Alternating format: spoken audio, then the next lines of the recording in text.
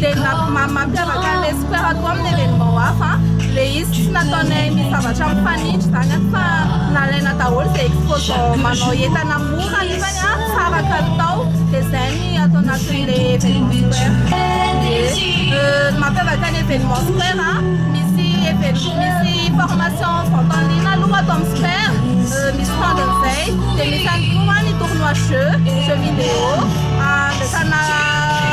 loka 100 000 ariary dia ankoatran'izay koa tirage ny entrée anay azahoana loatra amin'ny entana daholo na tanora na ny olon-dehibe na lehilahy na vehivavy na ny ankizy satria samy manana ny samy mahazo ny anjara asany fiasy daholo ny tsirairay atao anatin'ny square. Couleur trano hoe amin'izao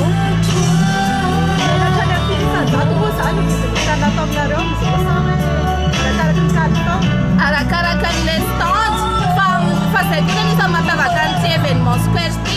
misy hoe produit square dia io produit square io tena misy manara-maso mihitsy avy amin'ilay organisateur mijery an'ilay olona hoe tena mampidivelana be zareo par rapport amin'ilay any amin'ny magasin dia tena ataonay contrôle ilay izy dia zay koa ny anisany mampiavaka an'ity événement ity. Baka mamemoatra zay anao hoe inavy ilay produit square